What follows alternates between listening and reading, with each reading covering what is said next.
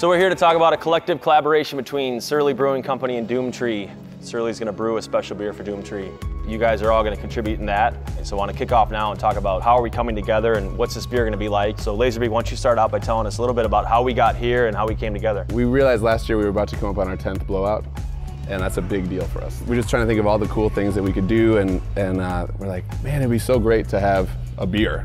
We all enjoy beer, and Surly immediately came to mind as like, seems like a company that's kind of carved out their own path similar to us and done things their own way. It seemed cool to do something the way that we came up and, you know, celebrate stuff that's from here but doesn't have to stay here. You know, we've grown slow and controlled, and there's a reason for that, is to not fragment and lose sight of what the original goal was. So anything you guys would associate with how beer might taste or be perceived by your crowd? I mean, other than like completely peeling your face back when you take a first sip, that's like Doomtree and Surly. That's kind of how we will come together. It's something that they expect from us, the quality that they expect from both of us. Talk about creative control, because I think between Surly and between Doomtree, there's a unique, refreshing stubbornness of, nope, it's gonna be done our way, period.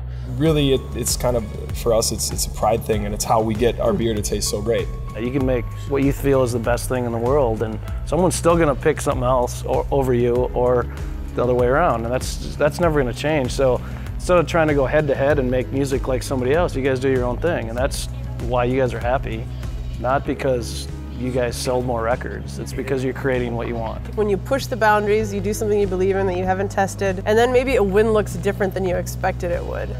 When are you celebrating? It's a fleeting thing. I mean, it's hard. It's you can't grab it, and that's the magic. Like, is there an equivalent of writer's block? Like, have you ever gone for a while and you're like, it's just another batch of Furious, bro. Like, I got nothing. There's only so much you can do. There's only 4 ingredients traditionally. Every brewery has access to those same raw materials. We don't have any secret hops or secret malt or secret anything. So then it becomes, what do we do with them when they get in the building? With making beats, at least for me, it's always been like, I could have 4 tracks or I could have 170 tracks. Let's go for 170, and then it just falls apart because you put too much in. But sometimes as a brewer, you have to know, like, you know, I'm looking for this flavor, this ingredient. I need to tone everything else down, right? Because you want this to shine through, or this concept. That's sort of like you built a core base with Furious, and I think that that's another parallel between us, is that we have a core base of Doomtree Bangarang or whatever.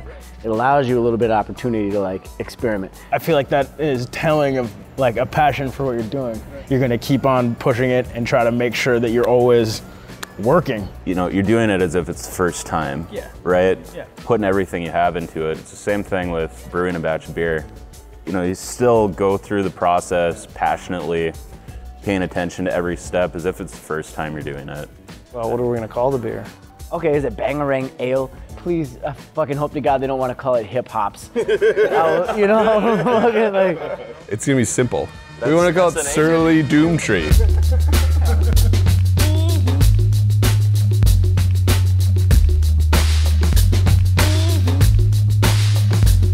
One of the things we do with most of our beers is hybrid styles, and I think that's kind of what you guys do. You guys have a lot of different influences. The beer is going to be, again, a hybrid of styles.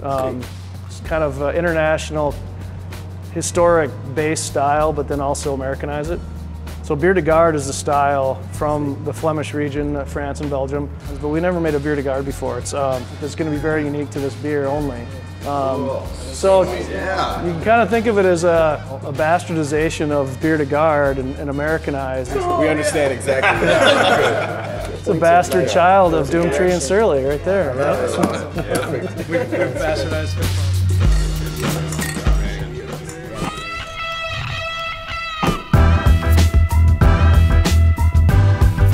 Salado here from Doomtree, producer, singer-songwriter, and visual artist.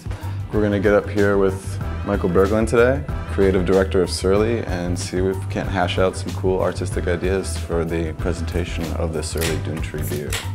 Cheers. All right, buddy.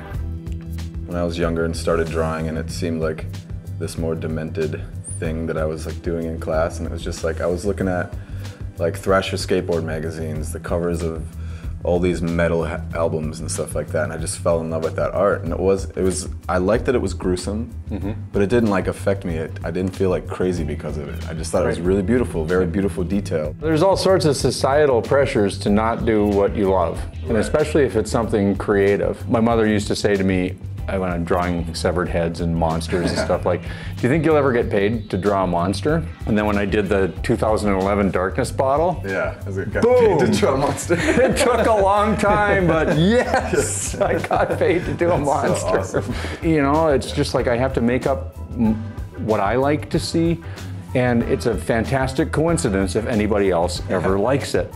When I started doing graffiti, I thought it was like people out there all like making art together, like going around painting rusty trains. You know, started to get into it more and more, and there was so many egos and like so many, it was braggadocious stuff that I was like, it just bummed me out. I just did it all by myself. My big thing was just to people put crowns on top of a lot of stuff, and my thing was just to cross it out. Like, we don't need kings here. Like, if we're all just doing art, there's not a king of this art. I think everyone in Doomtree had this similar vibe. This is like the more recent stuff I've been doing. Kind of just go nuts with a bunch of symbols. There's no real idea here, but stuff of just like, what's that, like texture in the background kind of thing? Or? Exactly. I want to make sure that when it gets done, you and everybody in your group is like, yeah, that tells the tale. If we found a collection of symbols, and then you just had those all out in front of you, and you started to do this and incorporating those into the overall. Yeah, I can definitely, like, I always do like a 1331 or something. I was even gonna say, like, I could throw like a Surly or something in there that means something to Surly. Yeah. It's a mashup, right? Surly and Doomtree just kind of integrated in there? Yeah. I'd love to see that. Like, I think that might work out pretty sweet. This is completely doable. From my point of view, what I'm gonna show you is one of the purest collaborations I've had the chance to be involved in. You guys want to see what we got? Yeah, you know, I mean, check it out. I don't think we missed a new one. Yeah, we got the dinosaurs. There's dinosaurs in there. Well, we got Team the Best Team. We got DTR. We got Paper. We got Sims. We got me. We got Steph. That's when we had our first blowout as well. Oh, that's cool. That's the opening of the brewery. So, no kings, modified slightly. Awesome. Yeah. Oh, that's great. To have a beer to show for some cool work and collaboration, that is amazing. We'll be at a show and drinking a beer that, you know, you guys are part of, we're part of. Like, I always tell folks, I'm like, it's the creating that's the fun, man. I mean, you know, it's just really cool to be a part of it. It's time for you guys to go brew some beer. Doomtree meets Surly. Instant crush. We're both indie and strong-willed, and we're allergic to focus groups. So we convene at the brewery to scheme. Working in extreme secrecy, we decide to make a beer. Team Surly suggests a bastardized style that will build on a classic but buck convention. Doomtree cannot nod vigorously enough. We know this style. Guided by instinct, we came up with this dark gold, toasty, aromatic, subtly spicy, bitter enough, dry hopped brew.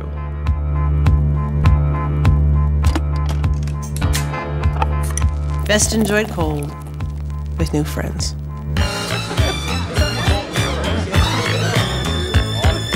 Here we are. We have a great beer we're excited to share with you. This is truly a unique beer that we've created with you guys because you guys inspired it, but also we feel it reflects kind of your whole being, your essence. It's paralleled kind of this sentimental time for us of like kind of reaching a new chapter, closing out the blowout, but also working on a new record, and then getting to work on this new beer with you guys, and it's just been sweet. This is gonna slay at First Ave, and this is gonna slay at the Ice House. Yeah, I think people are really gonna freak out about it. I'm ear to ear right now because I'm just so happy about the whole entire project. It's good. It's like caramely, clovey, delicious. I'm just looking at it thinking how lucky I am to be able to participate. It just kind of clicked. I'm glad it did. I'm glad it did too.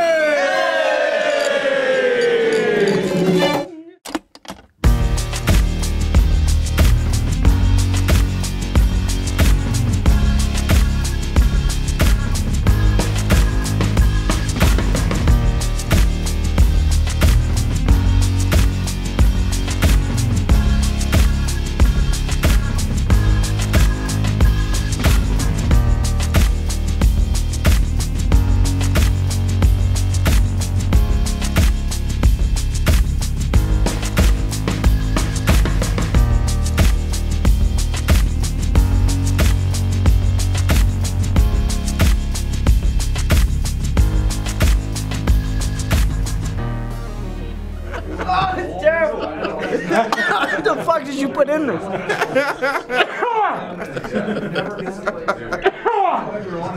Hey, I thought it was pretty good.